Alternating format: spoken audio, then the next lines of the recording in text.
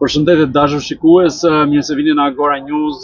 Do të flasim me një personazh i cili është mjaft aktiv sa i përket çështjes së pensionistëve, ku është angazhuar vazhdimisht në protesta të shumta duke kërkuar reformimin e sistemit të pensioneve. Por gjithashtu do të flasim edhe sa i përket procesit të zgjedhjeve që u mbajt më 11 maj dhe se çfarë do të prodhojnë ato tashmë për vetë shoqërinë shqiptare, por edhe se sa do të ndikojnë tek vetë shtresa e pensionistëve. Ne kemi të ftuar pra zotin Vladimir Dyshniku, një nga aktivistët kryesor në çështjet e pensionistëve. Zoti Dyshniku, përshëndetje. Përshëndetje. Zoti Dyshniku, si lexoni zgjedhjet e 11 majit dhe sipas jush çfarë do të prodhojnë ato në vijimësi për shoqërinë shqiptare, por edhe për vetë shtresën e pensionistëve? Zhurma u bë për 11 majin. Por zgjedhjet kanë përfunduar që 24 korrik të vitit 2024, vitit kaluar, kur Kuvendi i Shqipërisë, deputetët jeniçerë të dy partive kryesore, mbas pazarit që bëri Berisha me Ramën, miratuan ligjin për listat e mbyllura, të cilat saktonin me vullnetin e kryetarëve të partive shumicën e deputetëve të Kuvendit. Pra në 11 maj u bë ceremonia e karnavaleve, si ato karnavalet e Rios, për të thënë popullit dhe botës ja, këto janë zgjedhje demokratike. Në fakt, populli nuk zgjodhi asgjë. Deputetët janë të partisë, të kryetarit të partisë, kurse populli mbajti çelësat e kashës. S'ka asgjë në këtë hetim. Për mua, me këto zgjedhje, me këto votime, me këtë ligj të listat mbyllura, praktikisht u shfrytëzua neni i dytë i Kushtetutës së Shqipërisë, që përcakton se sovraniteti në Republikën e Shqipërisë i përket popullit shqiptar. Pra, sipas jush, çfarë prodhuan konkretisht këto zgjedhje për vetë shoqërinë shqiptare dhe për shtresën e pensionistëve? Votimet e 11 majit vulosën përfundimisht diktaturën e një njeriu të vetëm, siç është Edi Rama në Shqipëri. Deputetët tani janë të kryetarit të partisë, ose të kryetarëve të partisë të dy partive kryesore, kurse nuk janë fare përfaqësues të popullit, nuk mund të quhen përfaqësues të popullit. Pra, përfundimisht në Shqipëri u pushkatua demokracia dhe shteti ligjor. Ajo që mbas 90-s, për mua nuk ka pasur asnjëherë asnjë element të demokracisë dhe shtetit ligjor. Sepse gjatë kësaj kohe janë shtypur dhe shfrytëzuar shumica e shqiptarëve. Janë shkelur me këmbë liritë dhe drejtat e njeriut. Europa ka heshtur. Europa është bërë bashkëfajtore me diktatorët, dy diktatorët, në fillim me Sali Berishën dhe tani së fundi me Edi Ramën. Dhe unë i ngarkoj me shumë përgjegjësi, me shumë faj këtë Evropë. Se ishte kjo Europa që na premtoi ta bëjmë Shqipërinë si gjithë Europa. Po deri më sot nuk ka bërë asnjë gjë. Ishte kjo Europë që hapi ambasadat në 92-shin, që shpërthyen shqiptarët, mbushën vaporët edhe shkuan në Evropë. Por tani prap shqiptarët po ikin më shumë se sa atëherë. Atëherë kjo Evropë nuk nxjerr konkluzione se kush është ndikimi i saj edhe roli i saj në politikën shqiptare, në shërbim të popullit shqiptar. Këtë kurrë nuk e kanë thënë, as kanë dashur.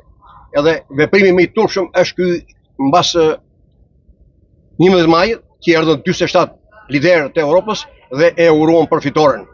Pa parë fare se çfarë ka bërë ky njeri, sepse Europa i ka shkëputur fare, as do të di fare se çfarë probleme ka Shqipëria. Po thonë, Shqipëria ka plotësuar kushtet për NBE. S'është e vërtet. Unë nuk e di se çfarë kushtesh i kanë vënë këta Shqipërisë, qeverisë. Unë nuk e di se për çfarë kushtesh flasin. Kur unë si qytetar nuk ndjej se kam përfituar nga këto kushte asnjë gjë, asnjë element. Pse e vë unë me faj Europën? Europa, kush është kjo Europë që është sot? Për mua është ajo Europë që në 1913 na coptoi troja shqiptare dhe u dha fëmijëve. Edhe sot jemi ne kaq pak në Europë. Kaq të pandjeshëm. Mbas kësaj, në 7 prill të 39-s ishte kjo Europë që heshti kur Italia fashiste e pushtoi Shqipërinë. Europa heshti dhe mbas rrëzimit të diktaturës komuniste heshti kur u hartua dhe u miratua ajo kushtetuta e re e Shqipërisë, që në mënyrën më të pabesë, nuk është përcaktuar ndarja e pushteteve. Pra, kush e ka marrë, cila parti ka fituar shumicën e votave në zgjedhjet e përgjithshme, ajo ka marrë kuvendin, ajo ka marrë qeverinë, ajo ka marrë gjithë institucionet. Pra, e thënë Shqip, kjo është diktaturë. Pra, një njeri vetëm komandon. Prandaj sot, ashtu si dje ai Sali Berisha, edhe Edi Rama, ta thonë, sa ti e mun gjallë, unë do sundoj.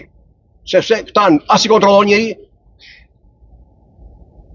as i kërkon një llogari, as japin llogari vetë.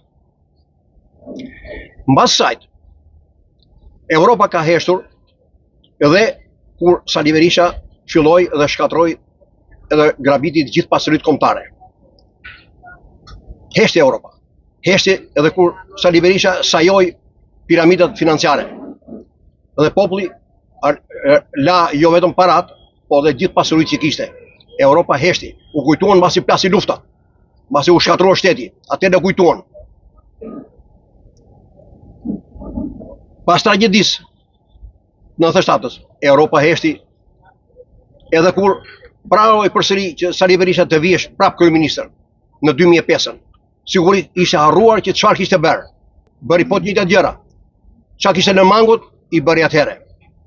Europa heshti edhe kur Edi Rama mori pushtetin, u bë kryeministër dhe shpalli bashkëqeverisje me qytetarët. Si mendoni, çfarë do të prodhojnë 8 vite 3 mandatet e Edi Ramës në 4 vitet e ardhshme për vetë jetën parlamentare në Shqipëri, për vetë demokracinë, dhe a e shndrojnë ato në një autokrat Edi Ramën që mund kontrolloj edhe pushtetet e tjera? Në gjykimin tim, Edi Rama ashtu si dhe Sali Berisha kanë qenë mbas 92-shit diktator, kur kanë pasur pushtetin, me mbështetjen e plotë të Europës, të institucionet europiane.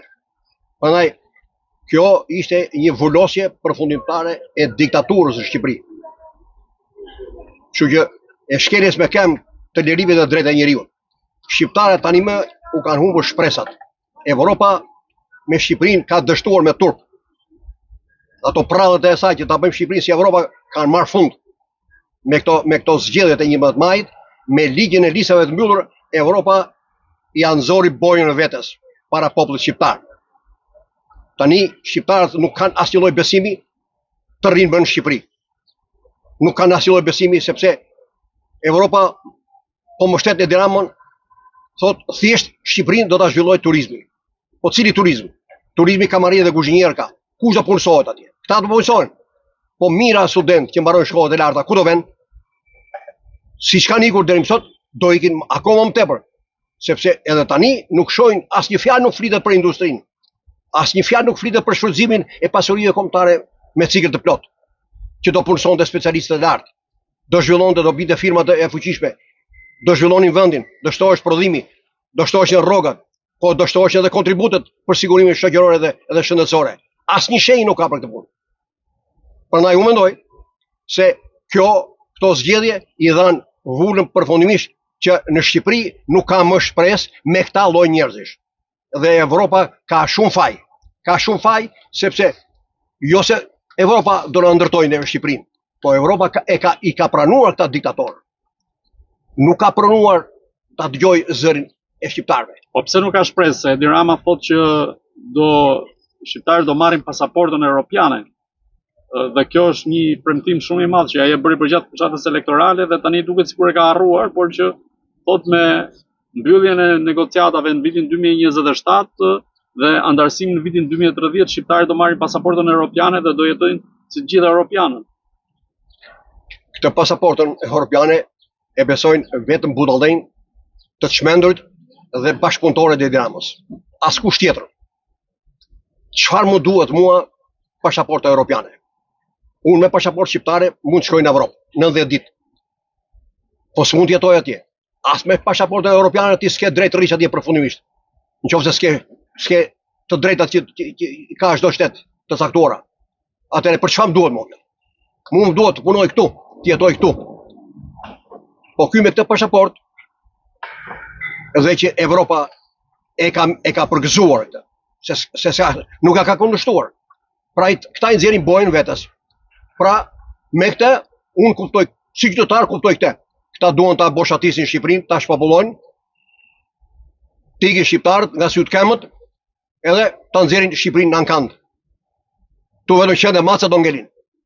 Se pa punë, pa liri, pa drejta. Atëherë çfarë ka? Çfarë ka ngelur këtu në Shqipëri? Pasaportë europiane, kjo është turp. Se këtë lloj politik ka bërë dhe për këto digitalizime thotë. Të mësojnë thotë shqiptarët thotë inxhinierin informatike, të bëjnë IT të gjithë. Po për çfarë i duan këta? Që të punojnë thotë për pronarët e huaj, për bizneset e huaja. Po mirë më këta, ti mendon për bizneset e huaja që të punojnë shqiptarët? Po shqiptarët duhet të përgatiten, të sociojnë, të aftësohen për të zhvilluar vendin, jo për të ndihmuar të huajt, se të huajt s'ka nevojë vetëm tonën. Po unë se kam dëgjuar këtë, të thot një gjë ky që ka marrë përvojë nga Amerika, nga Anglia, nga Franca, nga Gjermania, këtë përvojë, le ta bëjmë këtu. Asnjëherë s'kan marrë. Këta thonë, po korrupsion edhe krime ka kudo në botë. Edhe Roma s'u ndërtohet për një ditë. Vetëm nga këto romuze, nga këto slogane anti-shqiptare, kriminale, që mbjellin disfatizëm në popull. Ky s'është për kryeministër. Unë e kam thënë disa herë dhe them prapë.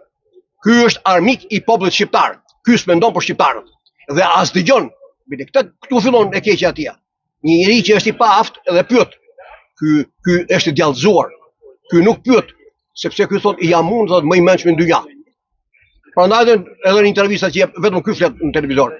Zani ministrat, se e di se e ka si kuklla. Ministra kuklla. Janë besnik të tij, flasin dot pa lejen e tij. Ku ka ndodhur kjo punë? Në ç'vend botës ndodh kjo? Ku ndodh kjo? Është të mërshme, se si mund të quhet një shtet. Ora unë kam qenë në Amerikë disa herë atje.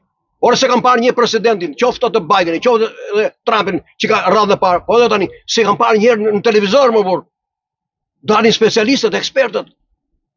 Ky del nga mjezi deri në darkë. Ç'a tregon ky? Ky me këtë tregon që ministrat janë kukulla. Janë të paaftë. Bëjnë ç'a thot ky. Bëjnë koncesione, bëjnë tendra, PPP, qa porosi ka edhe urdhë, hidh kaq. Por Evropa hesht. Pse hesht Evropa? Ne jemi 2 milion shqiptar. Kemi 140 deputet. Pse s'flet Evropa? Qa duan ka 140 deputet? Që marrin rroka të 3, 4, 5 milion lek në muaj. Pse duan kaq? Kur shërbimet shtetërore dhe vendore të bashkive janë dhënë privatëve.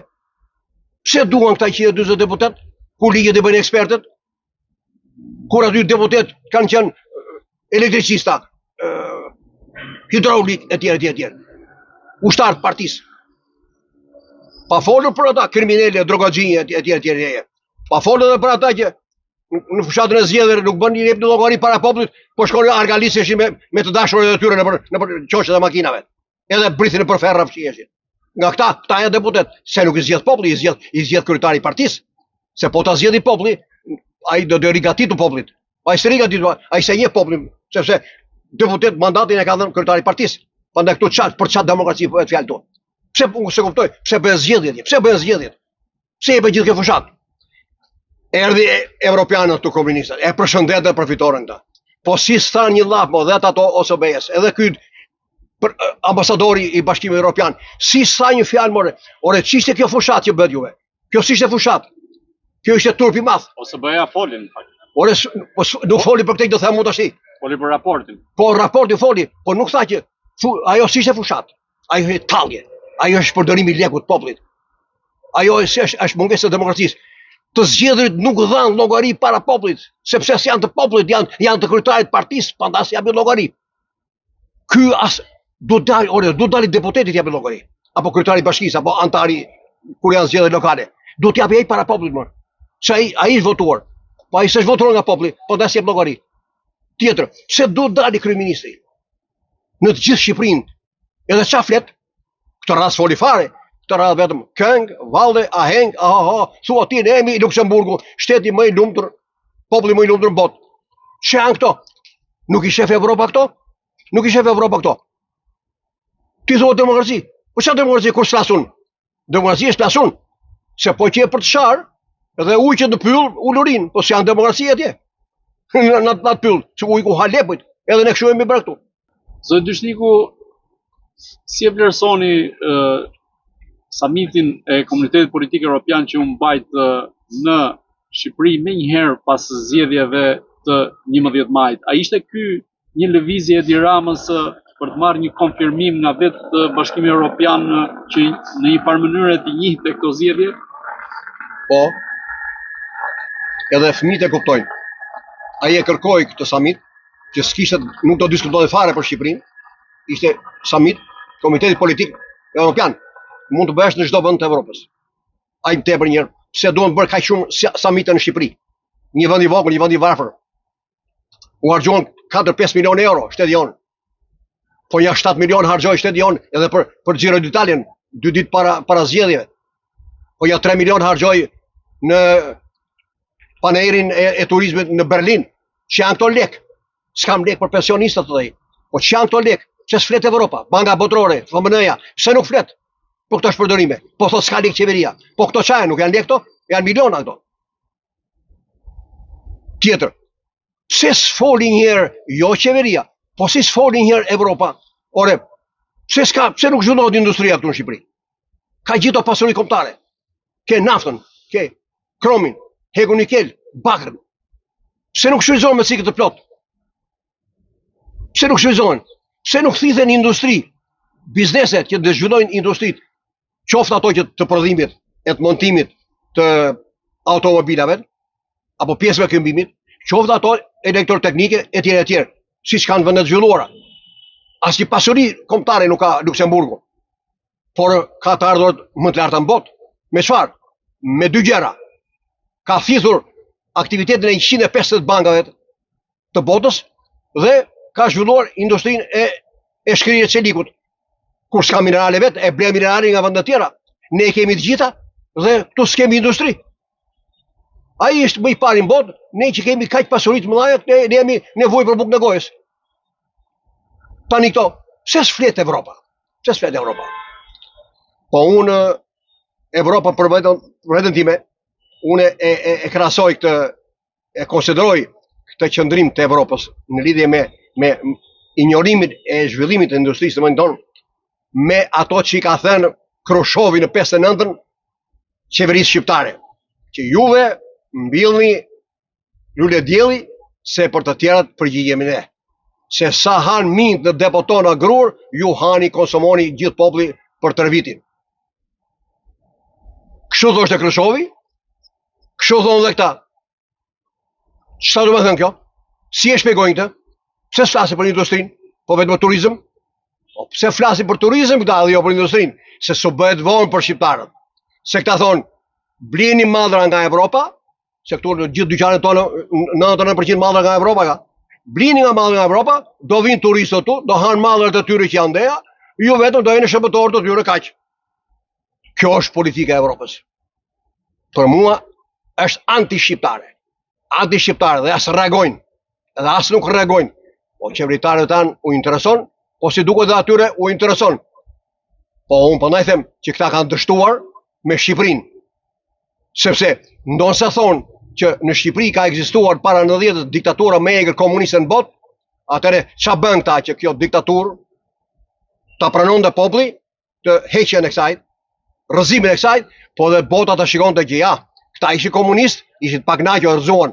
Tani shiko ç'a bëm neve, edhe këta janë më të lumtur i botë. Ç'a bën këta? Me 2 milion të emigruar? Me një shtet që s'ka që ka tarazyra të mbyllura, që nuk kanë kohë dot njeri, krimet dhe korrupsioni është në kulm. Deputetët bredhin lart e poshtë, sikur kanë pronën atyre. Kryeministi i jepën avionit sa e doj qefje. Shkoj pagoj kush isa mira euro, pagoj pa ndeshjen e Champions League-s në Berlin. Në Munich ku ishte ajo atje. Prandaj, pse s'flet Evropa për këto shpërdorime? Që ky ka miliona euro pa paguar. Po ju si mendoni, çfarë fshihet pas kësaj heshtje të Bashkimit Evropian që shpeshherë ka gjuhën e drujt sa i përket asaj që ndodh në Shqipëri, qoftë sistemit të korrupsionit, qoftë aferave të tjera, apo edhe keqeverisjes që shpeshherë opozita ka akuzuar dhe akuzon mazhorancën dhe kërkon ndihmën e Bashkimit Evropian, ajsa dhe vetë Berisha ka kërkuar ndihmën e Europës për të dërguar një mision pak mbledhës në Shqipëri që të shqyrtoj dhe të shoh nga afër ato që ndodhi më 11 maj. Kjo është e keqja jonë. Opozita dhe Sali Berisha nuk kanë moral të kërkojnë evropianëve. Le shqiptarëve jo. Hajde na ndihmoni juve nga korrupsioni dhe krimi i qeverisë Rama. Sa ato që po bën Rama sot e ka bërë dikur Sali Berisha. Por Sali Berisha është me Edi Ramën. Se pazaret më të mëdha kundër shqiptarëve me Edi Ramën i ka bërë. Në 2008 që vendosin që ato listat për deputet të hartoheshin nga kryetarët e partive, me Ramën e bëri. Tani vitin e kaluar me listat e mbyllura me Ramën e bëri. Pa folë për të tjerat. Kur tha vjet Edi Ramën në të programin Shqipëria 2030 që ne nuk i denoncojmë të korruptorin në prokurori, s'foli Sali Berisha dhe ata që rrinë nga brapa tia. Pse? Se ka bërë vetë korrupsion. Amerika pa na e shpalli në grata për korrupsion. Po korrupsioni është vjedhje. Se i them me fjalë të bukura, po Shqip është vjedhje. Pra ti më ke vjedhur mua bukën e gojës, më ke vjedhur mua të drejtën time. Ose tjetër, Sali Berisha, mirë kohën e vetë, po ja tani që është zgjuar gjasme. Pse s'flet ky që bën autostrada, harxhohen me qindra milion euro për autostrada dhe bën me koncesionin që i paguon shteti. Pse s'bën me parat e atyre që fitojnë koncesionin? Pse s'marrin ata kredi në banka? Edhe pastaj të pagojnë taksa rrugën, të marrin me taksa të shpërblimin që kanë. Pse i duhet i bëj shteti çdo gjë? Po këta e bëjnë me parat e shtetit se aty mund bëj korrupsion qeveria. Se po i mori ai në bankë, si e ai privati korrupsion qeverisë. Prandaj bëjnë këtë punë, çdo gjë. Ja keni shëndetësiti. Çfarë bën atë në shëndetësi? Çfarë rregulluan ato PPP-t? Çfarë rregulluan shërbimin? Aty korrupsioni është në kulm, shërbimi është mizerabël, e kam provuar unë në trupin tim. Tani janë bashkë ata që i bëjnë këto punë. Çfarë ka ndodhur me ju kur jeni përballur me sistemin e shëndetësisë? Mu bllokua veshka. Par vjet. Me 40 temperatura. U bllokua nga guri në veshka, edhe nuk urinoja dot, edhe thash vdiqja. Të shkoja në lagje për të bërë ekon, do prisja radhë 2 muaj për të bërë ekon e veshkës. Do kisha vdekur. Shkova bëre te privati. Atë i privati më dha me bërje ekon, ai mjek punon dhe te QSUT-ja, e më tha, më dha një shënim urgjenta të zblokuar veshka, e shqetësuar, me 40 temperaturën, je përshtrim. Më dha urgjent. Shkoj, paraqitem te urgjenca kirurgjikale. Sa pan emrin e atia doktorit, kanë menduar me vete që ky do i marri pjesën e rëshvetit. E ka zërë radhur ky. Ne sfitojmë gjë me këta, se është pjesa jonë ky. E më thanë mua, ti tha do vesh në lagje, tha do marrësh tha rekomandim, tha do shkosh te specialisti, tha do t'japi rekomandim për te konsultata, pa të vendosë ata i çtrohesh ti. Pra kjo punë do prisje radhën. Thashë, po kush është më urgjent se unë, thash me 40 temperaturë veshkën e bllokuar. Çfarë urgjencë tjetër thash, përveç atij që ka vdekur. Kjo urgjencë pranoni tjetër ju. As më dha njëri përgjigje, edhe ikën. Ka mundësi që as emrin në regjistre që u paraqita mund mos e keq-shtruar. E zgjidha privatisht me një mjek të spitalit. Ai më regjistroi, bëri më shtroi. U operova, kur më shtrin atje në sallë të operimit, rrugës në korridor pash një 7-8 salla operacioni me aparatura moderna, me plasmas një pjesë, gati të papërdorura. Nga ato që ka vizituar ky, po thonë që çfarë investimi po bëjmë neve në shëndetësi. Kur më shtrin atje më tha, "Mo ku ke tubin?" Që do fusë tubin për të shkarkuar veshkën. Ç'a tubi thashë? Tubi thashë, nëse kemi tha do ta kishë bler privatisht. Tash po mirë, ju keni harxuar miliarda thashë për gjithë ato aparatura, te tubi e pas keni lënë ju këtë? Jo, s'kemi ç'a bëjmë thashë. Thuaj familjarëve tu ta shkojnë ta blejnë. E blem. Ai tubi bënte 185.000 lekë i vjetra. Ai tubi, shëndetësia falas. E unë, këto veshka më janë infektuar, janë bllokuar edhe në Shtetet e Bashkuara të Amerikës, Michigan. Edhe atje, kundrejt një siguracioni prej $500, unë jam vizituar edhe për herën e diskale, më qëlloj, të dyja bashkë, pas një lek në 4 klinika private. Edhe në fund, institucioni përkatës i sigurimive të atje që bëhet, kishte paguar për mua $70.000. $70.000. Urdo, që borç kishte shteti Amerikan të pagunte për mua, kur mua s'pagun shteti im? Ky është siguracioni. E thon ky derdh në siguracioni. Për çfarë derdh? Ti s'më shërben mua. Jo jashtë, jo, ti s'më shërben këtu mua. Kjo është të prapti. Evropa hesht. Ky harxhon miliona për spitalin atje. Pa ai s'do ta filloj harxhimin atje. Do ta filloj te lagja. Atje, sa atje përplaset njeriu. Me një gjë të vogël, shëroje me pak gjë që mos shkoj më lart atje. Ata e kanë keq ambulancat e lagjeve, keq të specialitetet, se atje gjysmët o treqereku i mjekimet nuk e bëjnë, se do shko te privati se ne si bëjmë dot, s'kemi mjek për këtë punë. Atëre, kur vesh te spitali, ti e vajtë për vdekje.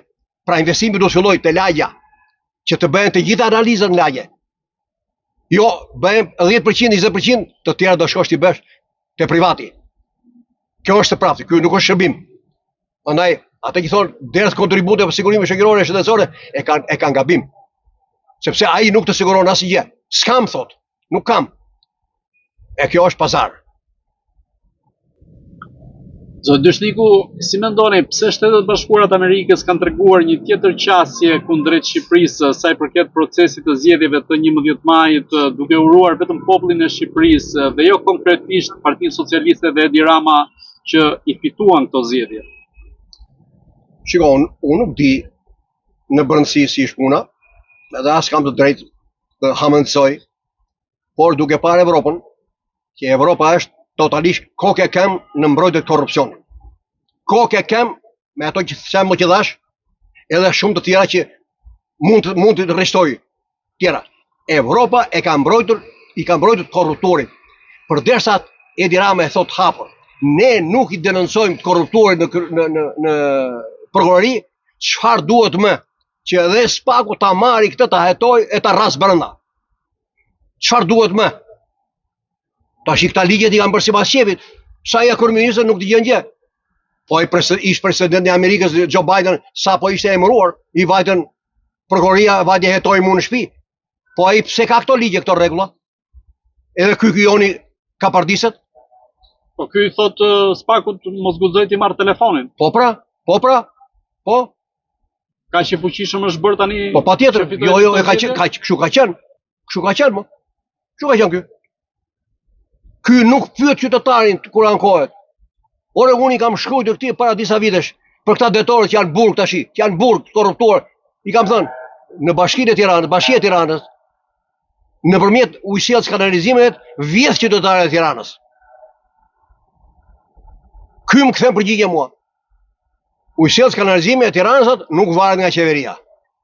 Po mirë, unë po të informoj tyja. Ti si reagon? Ti nuk do vesh ti ta bësh kontrollin. Po ti ke gjitha të armat njerëz që ta bëjnë. Nuk të intereson ty? Po ky ka qenë bashkë me këta më. Bashkë me Erion Velin, bashkë me këta, bashkë i bën dolën tash. Këta i bënin lekët e buxhetit të bashkisë rrushe kumlla. Ky i bashkisë ka milion euro, ai i jep drejtorëve vet, se ti marri ai privat do ti bëjmë ne privat. Se s'ka tjetër kjo. Prandaj ky na ka mbyllur gojën neve. S'flet ky. Ja tani thot do punësoj thot, ku diun ja 2000, 5000, nuk e di sa veta vullnetar, policë vullnetar, civil. Ky është skandal. Ky është një kryeminist që jo vetëm nuk di, po ky më shumë nuk do më të qeverisë. Nuk do të bëj shtet. Pse nuk do të bëj shtet? Po ky gjithë bota informacionin më të shumt, më të madh, më të shpejt, më falas, më pa lek e merr nga qytetarët. Jo bën për krimet, por edhe për gjëra më të rëndomta. Edhe gjëra më të rëndomta. Një plerë që është hedhur në rrugë që nuk është pastruar. Jo më për krime.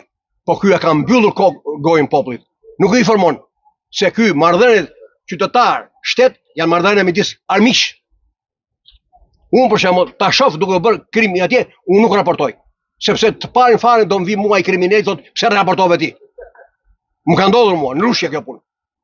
I raportova njëri atje, erdhi kriminali para policisë për të marrë mendimin tim. Atë çfarë? Çfarë bëri policia në këtë rast? Qa bëri policia? I tha, qa bëndi kështu, i tha, mos bëj qitje kështu dhe do vrasë ka në majtë, të dera shpis. Ja urdo. Po edhe populli nuk reagon dot, nuk informon dot. Se ky s'më ka bërë mua më që ta informoj unë. Se unë se gjej derën hapur të administratës shtetërore të shtetit qeverisë. Unë i kam bërë mbi 20 email këtij personi, këtij kryeministri marr. Edhe s'ka pranuar kurrë asnjë vërejtje që kam bërë. Asnjë këshill. Asnjë këshill. Ç'është ky kryeministër? Nëse një prind nuk e dëgjon fëmijën e vet, kur i thot pse se bën këtë, se bën këtë, ik se di unë atë punë.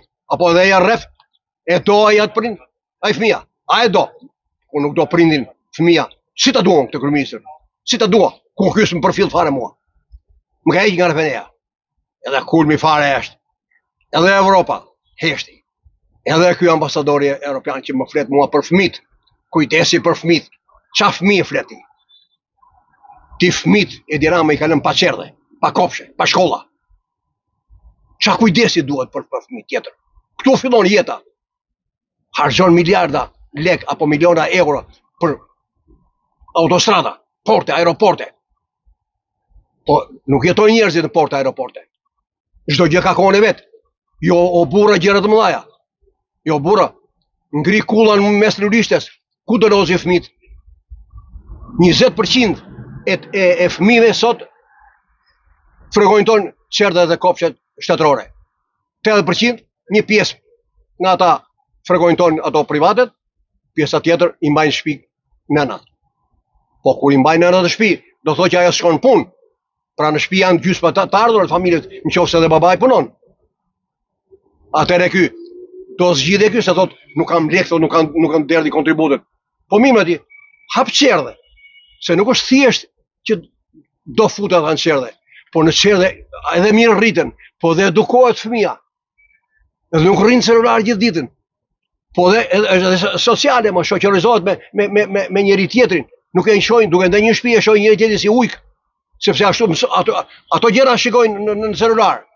Por futet nënat në punë, nxjerrin të ardhurat, po derdhin kontribute për sigurimin shoqëror dhe shëndetësore. Pra për pensionistat, ku t'ja kërkon këto zgjidhje? Një kjo e dyta, flet për informalitet. Ku t'ja kërkon këtë informalitet? Po është administrata. Është e paftë dhe korruptuar. Ja kam thënë 100 herë. Më jep një vit rresht, një vit më jep më kompetencë, më vënë në postë me rrok shteti. Të drejtoj të komandoj bllokimin e informalitetit, kam bosh mjetën time ta zhduk. Ta zhduk. Kam punuar dikur në institucionin më të korruptuar në shtet, para 90-s. Edhe kam bërë lule.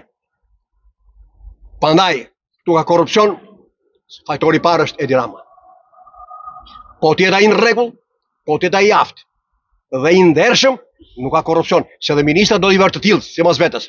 Jo gjej anonim nga anës dhe bau ministra ti. Ja kështu është kjo punë, s'ka rrugë tjetër. Zoti Dyshniku, si ka mundësi që partitë e vogla nuk mundën ta thyejnë atë apo ta çajnë atë blokadën e madhe që kishin krijuar partitë e mëdha në zgjedhjet e 11 majit dhe nuk arritën dot që të jenë vërtet një alternativë përballë mazhorancës së Edi Ramës, pra po themi kryesisht Partisë Socialiste të Edi Ramës. Unë mendoj se nuk është plotësisht kaq negative e pesimiste situata. Po për herë të parë, në këto 35 vjet, partitë e reja arritën të marrin qoftë dhe një deputet. Se ka pas edhe ca koka të mëdha që kanë qenë deputete, ka qenë zvans kryeministra, ministra, president republike, që kanë krijuar partitë, po s'kan arritur të marrin një deputet, siç morën këto 3 partitë të rrallë. Pra një krisje e bën. Por do të ishte më e madhe nëse kodi zgjedhor, nëse nuk do ekzistonte ligji për listat e mbyllura. Po dhe unë këtu i vë faj, është një krim që Evropa e mban gjallë në Shqipëri. Pse duhet të ketë Shqipëria 12 qarqe? Pse duhet merret mandati i deputetit me votat e një qarku? Deputeti është përfaqësuesi i gjithë popullit, nuk është një qarku. Ai bën ligje për të gjithë popullin. Pse nuk ka një zonë zgjedhore Shqipëria? 2 milion veta jemi më. Nga ta 700.000 janë kalamaj. Pra 1 milion e gjysmë gati. Pse s'kemi një zonë zgjedhore ne? Deputetit të zgjidhet dhe të caktojnë partit. Ama populli do votoj nga Tropoja deri në Konispol. Të votoj për të gjithë. Se kështu do eliminohet edhe ajo vjedhja, interesat që se kur je brenda një qarku, thotë, ore këto dy parti të mëdha, këto do fitojnë, thotë, do jenë mbështet, thotë. Qoftë ato vendore, qoftë të mëdha. Ndërsa kur është gjithë Shqipëria, një parti e vogël, e re sidomos, ose edhe deputeti i pavarur, ai mund të ketë 100 votues në Tropoj, 70 në Kukës, edhe në jug të Shqipërisë pra i ka shpërndar, populli janë këta. Pse sot duhet i marri ato që çalën partitë e vogla, sipas ligjit që kanë bërë këta, sipas jepit, duhet i marrin dy partitë të mëdha. Pse? Pse? Është pa drejt një gjë e tillë. Prandaj u them, duhet të ketë një zonë zgjedhore. Deputetit të votohet nga gjithë shtetasit shqiptar me drejt vote, brenda dhe jashtë vendit. Dhe partia fituese të jetë ajo që deputetët e të cilës kanë marrë më shumë vota nga partitë e tjera. Jo ti zgjedhi ky, ti caktoj ky me listat mbyllura siç bëhet tash. Pse s'bëhet kjo? Se bëhet e keqja fillon edhe te partitë vet. Tani këta janë bërë 20 parti të djathta. Unë kam atë mendimin tim për këto djathtizmat.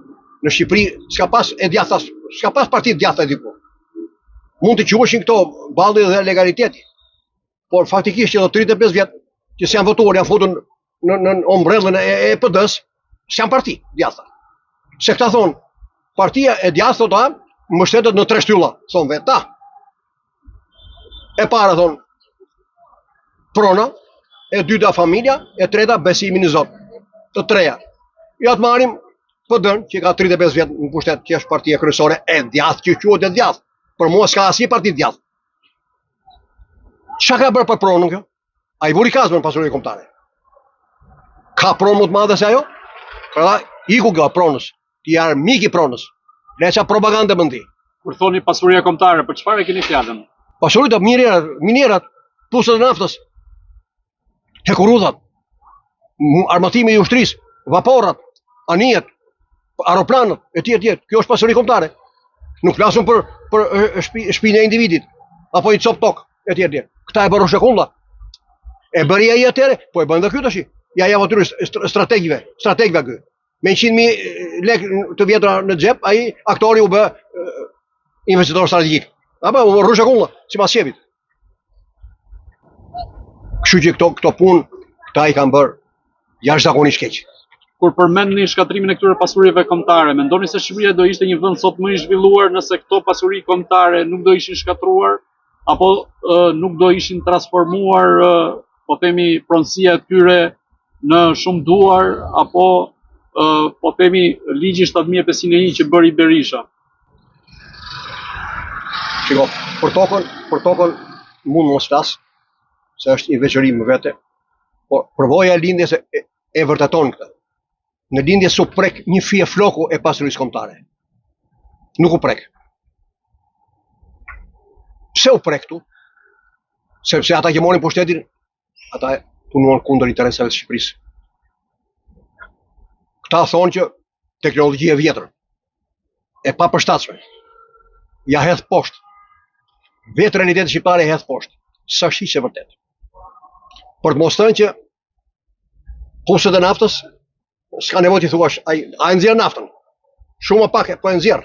Naftën nëse ke prodhuar ti, e ka prodhuar shekujt. Një kjo. E dyta. Minerat që po përdoren tani. Çfarë po i bëjnë ta rinovim këta që privatët? Mirë, qindra privat që e bëjnë marrin. Asnjë. Prandaj po vritën minatorët e shket ditë për ditë atje. Asnjë. Merr, gërmo dhe shit. E tjetër. Po kulmi fare që i hedh poshtë këto teori kriminale është Kurumi që bleu një pjesë të kombinatit metallurgjik.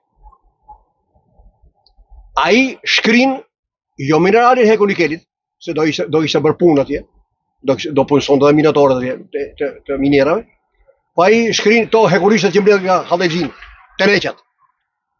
Ato shkrin.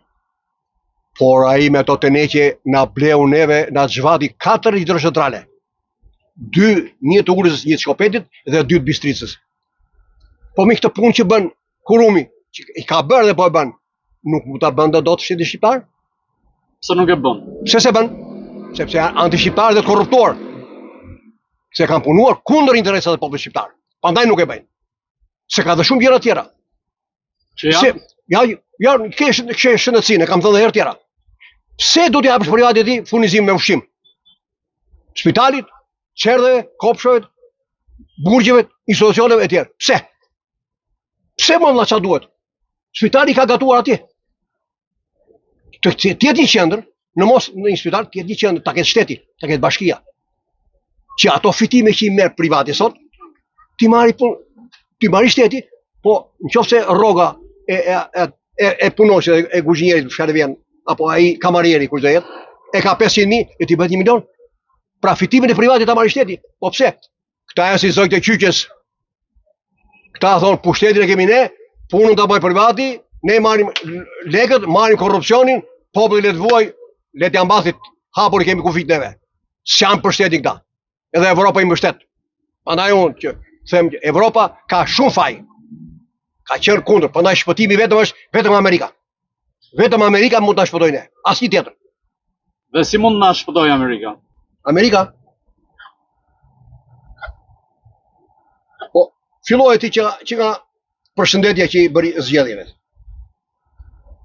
Hera parë që jep një përshëndetje të tillë. Hera parë. Nuk merret me individ, pra ka rezerva. Ka rezerva. Bollë shembulli i funksionimit se si funksionon demokracia dhe shteti ligjor në Shtetet e Bashkuara të Amerikës mund të bëj një përmbyshje. Ore shqiptarët nuk e dinë si është kapitalizmi, këta që votojnë vazhdimisht, edhe PS-n dhe PD-n. Mori i kanë kthyer këto partitë kryesore, i kanë kthyer si femër burr. Po partia është parti. Partia është parti. Është parti, janë marrëdhënie interesash. Nuk e lindur me kthiz bashkë me nuk e bjakti me partinë. Se dhe në Amerikë, ata që ishin me partinë demokratike këtë radhë votuan për partinë republikane. Pra janë çështje interesash. Pse do të lidhem unë? Kam qenë në partinë e punës, tani ajo ka ndryshuar emrin, ka bërë Partia Socialiste, a unë për atë kam votuar, atë do votoj. Ose unë jam antikomunist, do votoj për PD-n. Ti je antikomunist, o ti si antikomunist. Se edhe PD-ja nuk është antikomuniste. Se çfarë është antikomunizmi, edhe çai ka shërbyer edhe shërben ai qytetarëve e kanë parë në Michigan të Shtetit Bashkuar të Amerikës. Antikomunizmi nuk është armik i njeriu të pafajshëm. Është armiku i varfërisë, i pabarazisë, i padrejtësive shoqërore. Këtë kam parë unë atje në Michigan. Kurse këtu, komunist, ballist, zogist, ç'është kjo? Akoma mbas 35 vjetësh ne vazhdojmë luftën e klasave? Po ti shoku antikomunist, që e ke akuzuar regjimin diktatorial për luftën e klasave një edhe për tallonin ushqimor ty. Pra dënimin ke qenë kundër pushtetit, ka futur on burg, on internim, ose s'ka çuar fëmijë shkollar. Kjo është e lufta klasave, diferencimi. Talloni, ishte me tallon, po të kishe lek, s'kishte mall. Do vunja, ai do hanje. Iko ajo, u mbyll kjo. Po tani erdhi PD-ja në pushtet, Sali Berisha, kush ishte kundra tia, i hoqi nga puna, i hodhi në rrugë. I tha, madheni jashtë shtetit. Edhe i vuri ata që mendonte se ishin besik të tjerë. Erdhi Edi Rama, i përzuri ata të Sali Berishës, edhe mori të vetët. A është luftë klasash kjo? Guxo ti jesh me PD-n. Guxo. Ja unë që flasju që unë akuzoj atë. Pse s'm pranoi mua këtu atje kur dinin protestat, pse s'm dëgjoi kur unë akuzoj? Pse takon ata personistë që nuk ankoheshin? E s'm takon mua apo shokët e mi të tjerë atje? Pse? Është luftë klasash kjo? Po këtu të ne, unë s'ka si mos e pranojnë. Ore këtu s'ka pluralizëm, ordi. Përdesa s'ka pluralizëm, mendimi që ti të më dëgjosh mua, edhe të më zgjidhësh, ose të më mbushësh mendën që se kam drejt, ose të më zgjidhësh që kam drejt. Ky s'ka bërë vaki të dëgjoj njeriu, të dëgjoj një kritik. Pra, ai s'dëgjon, kur nuk dëgjon pra s'ka pluralizëm. Ai dëgjon, ai keni parë në studio se ç'a bën ky. Se si sillet ky me gazetarët.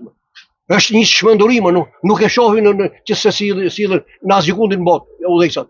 Ky është fare, Evropa nuk e shef këtë. Po aty kur mblodhi ata të bashkisë në shesh Skënderbej, çfarë nuk volli vrerë. Fjaloni më rrugaqëror që ekziston në botë, jo në Shqipëri. Ç'është ky udhëheqës? Sa atje kur vete me ata ai, Barsaleta, Argalisën ata. Ç'a është ky klon cirkë? Klon cirkë është? Apo e duan kështu për Argale? Nuk e di që interesa tjera kanë ata përfaqësues e Bashkimit Evropian që vinë këtu në Shqipëri. Po për mua ata janë bashkëfajtor me situatën që është sot në Shqipëri. Po nëse pranonte, t'ju takonte, çfarë do t'i thoshit Edi Ramës pikërisht në zyrën e tij? Nuk duhet takohem në zyrën e tij. Duhet të bisedoj në studio televizive, ta dëgjoj gjithë populli. Atje. Ai po t'jeti zoti le të ballafaqohet me mua. Se ai s'është më shumë i aftë për hallet e popullit sa jam unë. Bile, ai është për shitalliqe. Ai thot zbes, s'ka bes. Unë do e them aty që ti ke lek, po ti nuk do. Ti nuk do. Çfarë di them unë? Zoti Dyshniku, do kalojmë ke sistemi pensioneve, po ju përmendët pak më parë sa i përket shkatrimit të pasurive kombëtare dhe një sektor ka qenë edhe ushtria në këtë aspekt. Ju keni qenë ushtarak në kohën e periudhës së sistemit komunist. Si do ta krahasonit atë periudhë të fuqisë ushtarake me këtë të sotmen? Shiko, nuk bëhet krahasim. Ai ka qenë tjetër sistem, kishte të tjera marrëdhënie ndërshtetërore edhe brenda vendit. Po jo se ka i propagandë që thot atëherë kishim ushtri prandaj. Atëherë kishim ushtri, tash s'ke ushtri, ajo dihet apo. Kjo është propaganda apo është? Jo, e din të gjithë kush ka qenë zbor. Shiko dhe filmimet e paradave që janë. Nuk ka nevojë të tregosh, edhe Kim Jong ka raketa më burr. Nuk po flasim për këto ushtrinë. Të gjithë kanë ushtri. Të gjithë kudo ka ushtri. Harxojnë. Sa më shumë diktaturë tjetë, aq më shumë harxohet. Do të thonë që pse Amerika që harxon ka qenë diktaturësh, Amerika nuk s'ka sa mi dot ne me as me Amerikën, as me Kinë, as me Rusinë, as me Francën, me Gjermaninë. Tashi ne jemi çiksi tangëlliksa kështu. Se kështu thotë ky. Kjo thotë është e para në Evropë. Këtë e kemi bërë kullën më të lartë në botë. Këtë e kështu, ky vuan për nga deliri i madhështisë. Ky do të matet me gjë. Ore çaj shërbim popullit tonë. Nuk kanë vlerë këto. Ai ndërton kulla. Çka kullash janë këto? Këto janë shëmtira. Këto janë shëmtira dhe nga ana arkitektorore edhe për ta parë. Pa i Michigani me 12 milion banor, qyteti më të madh ka Detroitin. Ndërtesa më madhështore është ndërtesa rezidenca e General Motorsit. Ke shef ta shofësh. Por edhe për qartë ka lulishte parqe. Nuk ka ngjitur në beton. Ka parqe pafund. Fusha sporti pafund. Të gjithë plazhet janë publik. S'bëhet një krahasim tillë. Ky vun nga deliri i madhështisë. Ore lagjet janë geto, lagjet tona. Unë jam në Zberish atje. Është një geto. Po si Zberish jam më keq të tjerë atje nga bregu Lumit e tjerë. Se ky bën rrugë, autostrada, se aty është leku. Te autostrada nuk është e lagjat, një rrugë e vogël, ato rrugisët tona të vogla. Te ai koshi me të rinjë që mungojnë koshat. S'ka. Trotuarët janë cop. Pse ja ka dhënë ky? Trotuarët. Hapësira me dis pallate, pse ja ka dhënë kafeneve? Ky do në Gjermani thot kafja është lëngështeja. Këtu të ne thot kafet janë ploto, se kafja është e mirë këtu. Ky mburret me kafenen. Po kush mburret me kafenen? E para një kafeneja, një kafene mbushja plot, është shenjë dembelizmit. Një, e papunësisë, 2. Edhe e mungesës të institucione artistike, sportive, kulturore. Pik. Kjo është kafeneja. Ky mbyllet. Mburret me këto. Se ky është otoman. Prandaj themun, ky ka kthyer Shqipërinë në vilajet otoman. Ky jep zhezdonje, ato plazhet me zhezdonje me qira. Qa fiton ky? Qa fiton me ato? Ky në 20 euro që i merë zhezdongot ai privati, ky i merë 4 euro. 20% të vëshë. O vërteja merë ky? Kush ka shkuar në plazh dhe i kanë dhënë faturë të vëshëje? Kupon tatimor? I ka dhënë njëri atje? Askush nuk jep atje. Se i zombaj aparatin me korrent t'ja japit të vëshë. S'ka. Po ti ke shumicën e shërbime ato. Dyqan buke, rroba qepës, fruta zazavate, qa shërbime të celulare, si e njëri, fatur të vëshëje, fatur këpun të dimor. Po mirë, nuk janë humje këto. Këto janë informalitet, pavarësisht se ai është me licencë. Ai nuk paguan, nuk ka punë kë. Po si mund ta ndreq këtë? Po bëhet kollaj fare. Nuk ka nevojë për të jesh ekspert. Unë qytetari, nxirr një VKM, e kam thënë disa herë këtë. Nxirr një VKM dhe kushdo që blen në dyqan dhe merr kupon të atimor, do i kthehet mbrapsht në fund të vitit nga shteti 20% e TVSH-s. Sa ti e ke paguar kur ke marrë dyqan. Por në fund duke marrë këtë, kjo do bëjë që ti s'do vesh më te ai dyqani që s'jep kupon. Pra ai o do hapi licencë, o do regjistrohet e pagoj taksa, taktime e tjera, kontribute për sigurim shoqërore e shëndetësore, o do mbyllë dyqanin. E ka të vështirë për ta bërë këtë ky? Pse se bën? Pse nuk e bën? Po Evropa, pse nuk dëgjon? Se shqiptarligjet tërë i dëgjon Evropa. To lajket e lulket, ato atletët e këria, ato qëllarat e këria i she edhe argaliset. Që ullet kënë në gjunjë, kërministës Italisë, argalisën tërë dhe, qa është kjo? Kjo është serioziteti. Ka plotësuar kushtet dot. Le ta thot hapur Evropa. Çfarë kushtesh ka plotësuar Edi Rama? Që interesojnë, që ka përfituar populli shqiptar. Asnjë kusht. Po bën reformën drejtësi. Çfarë? Reformën drejtësi. Reformën drejtësi, i pari që i kundërvjet reformës drejtësi është Edi Rama. I pari. Do thuash ti, si i kundërvjet? Jo me llafe. Jo me llafe. Se ti si mungojnë dhe llafe dhe ka kërcënuar. Spaku. Po si i kundërvjet reformës? Unë kam 20 vjet që jam në gjyq për pensione parakosh. Dhe akoma s'kam mbaruar se ka aq dosje sa s'ka ku të më. Po sa probleme lindin në administratë, në popull, grindje, e padrejtësira që bën, shkeli ligjore që i bën, në çdo institucion shtetëror dhe bashkiak, ka zyrë ankesash, ka drejtori të marrëdhënieve me publikun, të komunikimit me qytetarët, e tjerë, drejtori juridike.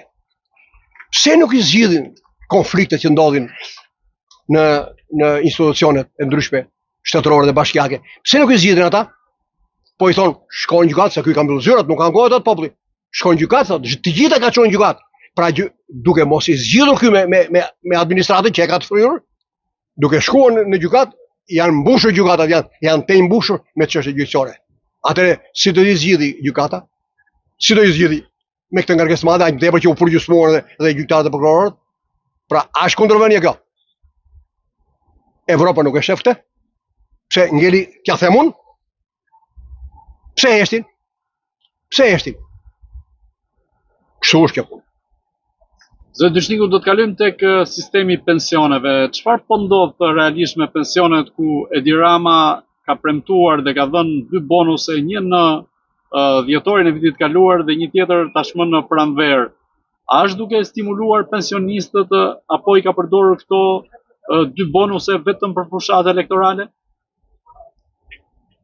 Këto bonuset e kam thënë, këto janë karamele për të tallur për gënjur fëmijët.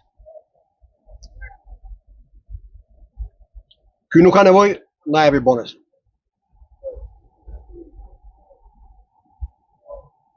Edi Rama as ka nevojë ta japi në lek, nga ato që thotë ky s'kam lek. E kam thënë disa herë, po e përsëris prap, që ta dëgjojë dhe ata që s'e kanë dëgjuar.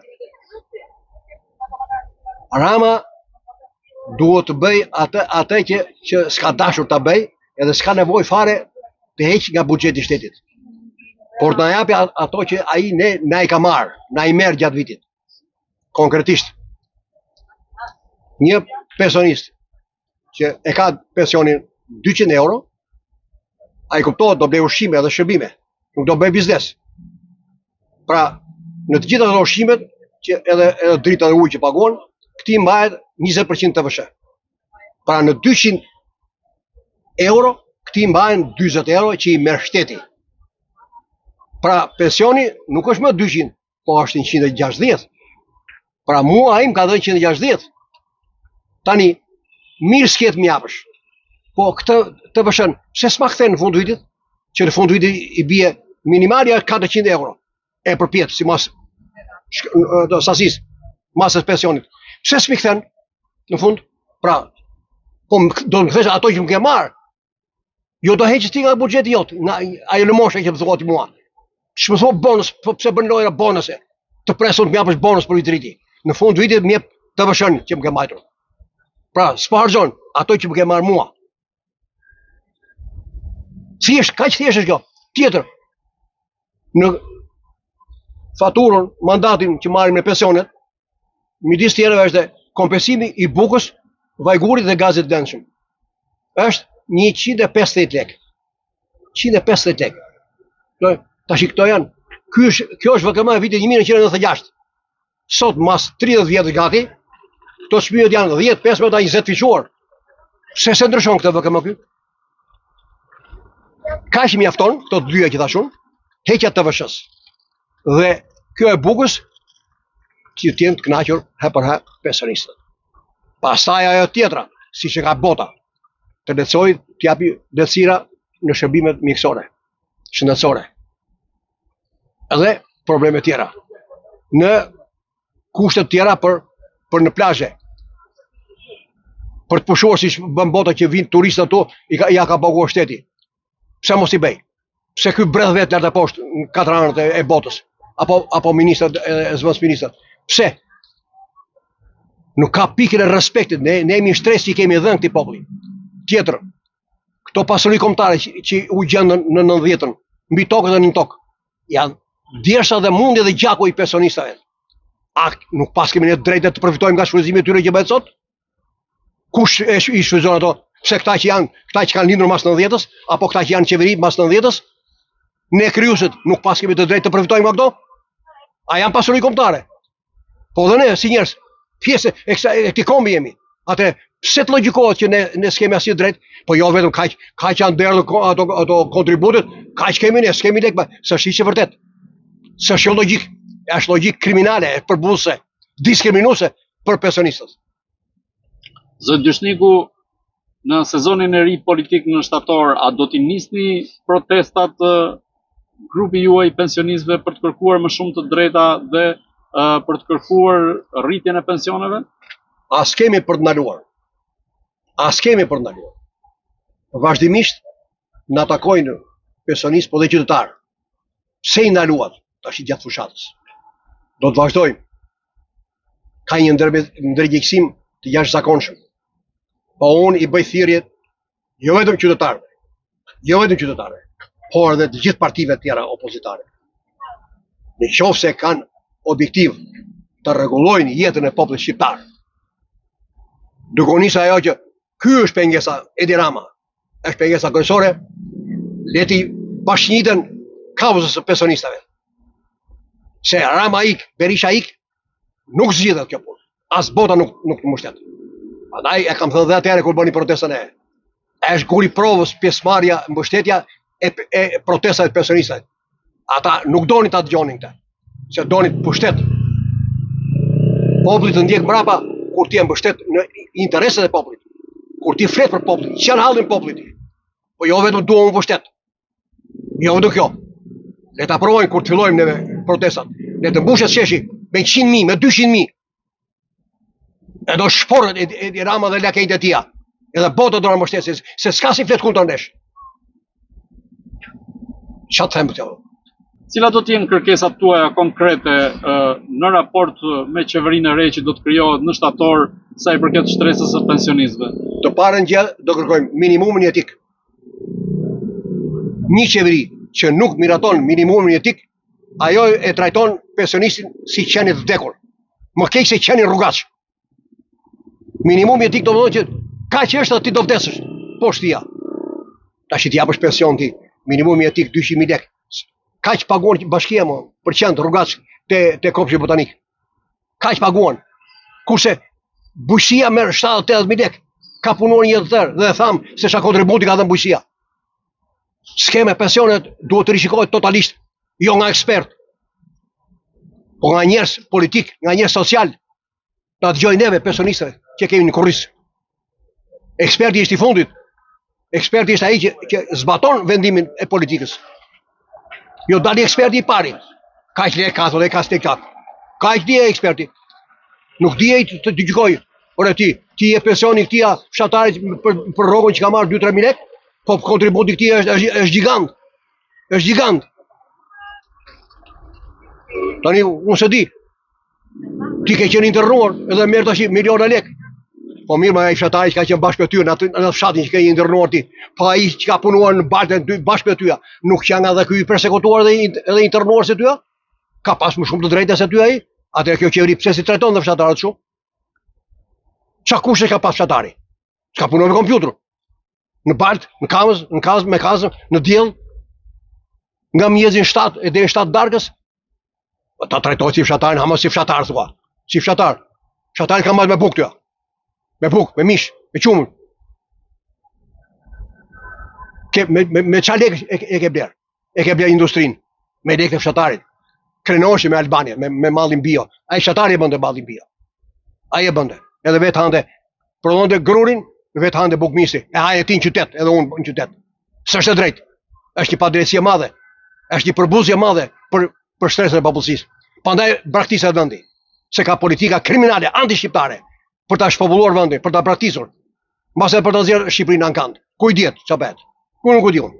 Unë nuk di për paskenat. Unë di ç'a shoh me sytë e mi, e ç'a ndjej. Zoti Dyshniku, si mendoni sa do ndikojnë këto protesta tek qeveria e Edi Ramës për të reflektuar kundrejt shtresës së pensionistëve, duke qenë se tashmë ai ka 8 vite 3 mandate dhe ka krijuar një pushtet absolut, po themi, dhe kur nuk ka pas, kur ka qenë pak më, po themi, me më pak mandate mandatin e kaluar, si mendoni se mund të ndikoni kur ai tashmë pothuajse ka një pushtet gati absolut? Shiko, Edi Rama pushtet absolut ka pas gjithmonë. Sepse ai vuan nga deliri i madhështisë. Hajde, edhe 2 vjet jenë me atë, duke bërë muhabet. Ai thot, kështu si them unë, thot, është, nuk është si thua ti. Unë thot ai kam përvojë, thot, në pushtet thot ai. Po mirë, më ky ministri i financave që ke vënë ti, që ti di ke më shumë për financën se ai. Po ai ka bullallaqe nga ai. Pse s'del ai të shpjegoj popullit për pensionet?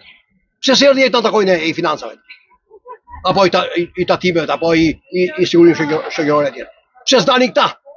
Ose ky si ka lënë atyre ashtu autonomi. Se i di që ka kukulla, çfarë thot ky bëhet. Prandaj them ky është diktator, më. Ky është diktator. Ku shiguroj në PS? Njifen. Asë dhe në PD. Ta të PD-s dorën tash, ma që i shpalli Amerika non grata Saliun. Pas e përpara sa të shpallte, bota, Sali Berisha ti e bota. Edhe këta, ti e Skënderbeu, thoshte. Jam me që doli kjo fjale Skënderbeu. E quaj këta Spiropali, këta tjere, Skënderbe. Po mirë, ma i Skënderbeu, para 700 vjetësh, la milionat, la florint në shërbim të Perëndërisë Otomane, në Stamboll, postin titull general, dhe erdhi në Shqipëri, e vuri pasurinë dhe jetën e tija në shërbim të popullit vetë. Luftoi 25 beteja bëri këtu në Shqipëri. Pra e shkiu pasurinë dhe jetën. Dhe vdiq këtu në Shqipëri, nuk ndenjë në mes të asaj të Stambollit, apo Ankaras. Po këta ç'bën këta? Këta erdhën pushtet jo për popull. Këta e zhvatën popullin. Këta e ropën këtë popull. Dhe as do ta dinë. Vetë marrin nga 6 milion lek, 70.000 lek, 80.000 lek i japin kooperativistit, që ka derdhur dersën. A e shikon këta? Andaj, ajo Spiropali dhe ata të Spiropali dhe tjerë, ta shepin gojën, kur zënë gojë Skënderbeun, apo Ismail Qemalin, apo të tjerë. Sa ata kanë derdhur pasurinë dhe jetën për Shqipërinë. Flas për Skënderbeun, që e bëjnë krahasim këta. Ta palaço. Çfarë japin për popullin? I kanë mbyllur gojën popullit pa lemë të tjerat. Gjëja e parë që duhet bëj një kryeministër këtu në Shqipëri. Ky se bën xhambo. Po ti se me mend në kokë, apo një dikush tjetër që do vjet me ti. E para gjë, të hapi zyrët që të flasin, të ankohen njerëzit. Edhe ata zyrtarë që nuk i zgjidhin to, të largohen nga puna. E para gjë. Po këtë e bën një kryeminist që i dhimbset popullit vetë. Nuk e bën një harbut. një shpirtlik, një shpirtëzi si Edi Rama. S'mund ta bëj. Se ka bërë deri më sot.